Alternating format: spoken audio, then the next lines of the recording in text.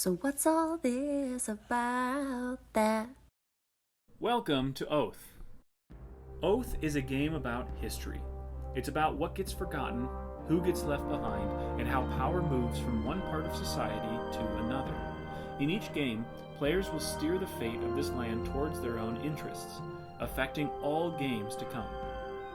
This was published by Leader Games, who also published games such as Vast, Fort, and pictured here, Root, which is just a little bit smaller than Oath's box, as you can see.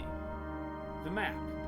The map of this land holds many site and denizen cards, the decks and banks of favor tokens you will take from as you play, and various tracks. Site cards. These are locations around the map you will travel to and campaign for. Denizen cards. Denizens are the peoples, places, and ideas of this land. Vision cards. Visions are fresh ways to govern this land. You can win by completing one. Favor tokens. Favor represents your influence with this land's various denizens, of which there are 6 suits. Secret tokens. Secrets represent your knowledge of ancient truths or well-cloaked lies. 6 pawns, each of a different color. Your pawn, the character you're playing, will travel from site to site, where you can muster warbands, trade for favor and secrets, and campaign against your enemies. Warbands. 24 purple and 14 of each of the other 5 colors. These are your loyal followers that you'll use to campaign against your enemies and rule sites. The dice. 10 attack dice, 6 defense dice, and 1 end die, as well as 8 track markers. These decide your fate of uncertain actions and track play. The player boards come in 2 varieties, the Chancellor and the other. The Chancellor board is double-sided, one for a player and the other for Clockwork Prince. This is for the player who rules this land at the beginning of the game. They hope to keep hold on power and pass on their authority to their descendants. The 5 other player boards are also double-sided. One side is for when they are exiled, and the other is for when they are offered citizenship. The other players begin as exiles, who are leaders of subjugated peoples, who seek to regain a voice in society. In play, they might become citizens, which would then flip their board over. The relic cards in the game are lost artifacts you can recover by calling in favors and whispering secrets. They grant amazing powers and contribute to winning in some ways. The Grand Scepter is one of those relic cards, and the Chancellor always starts with this relic. It gives them the power to turn exiles into citizens and to exile those citizens in turn. The Imperial Reliquary Board. This holds many relics, which the holder of the Grand Scepter must promise when offering citizenship to exiles. There are 2 banners in the game, one of the Darkest Secret and the other of People's Favor. There are 4 different goal references, one for each of the oaths. Each game will have 1 Oathkeeper goal and 1 successor goal, 2 ways to win the game as shown by this reference. The Oathkeeper title is double-sided.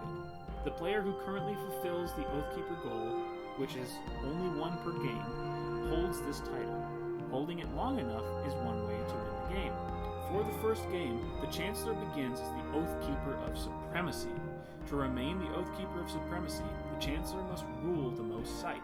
If the Chancellor makes someone a citizen, they would succeed the Chancellor.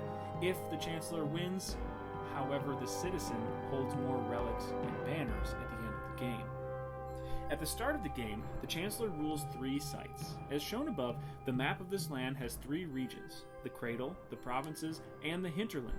The Cradle contains 2 sites, while the Provinces and Hinterland each contain 3. You rule a site if you have any number of your warbands on it. A site can only hold warbands of 1 color at a time, so generally only 1 player can rule a site at one time. This is a major change from other games such as Root, where you can have all different types of player pieces in one place. Oath lasts up to 8 rounds, but the Chancellor can only win on rounds 5 through 8. At the end of the 5th, 6th, and 7th rounds, the Chancellor has a chance to win. If they are Oathkeeper, they roll a 6-sided die to determine whether the game ends. After the 5th round, the game ends on a roll of a 6. After the 6th round, on a roll of a 5 or 6. After the 7th round, 3 or greater, but after the end of the 8th round, the game will always end.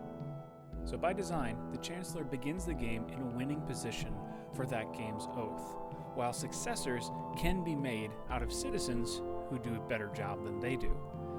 However, exiles can not only take the Oathkeeper tile, they can find visions out in the world deck, and they can completely change the game and win in a totally different way.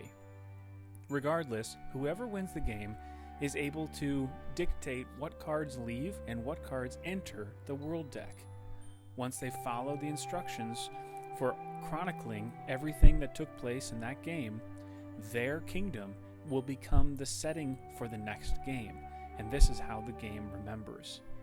As a nice touch, for those of you with the Kickstarter edition, you have a leather-bound chronicle book, and the winner of the game quite literally gets to write the history of how that took place.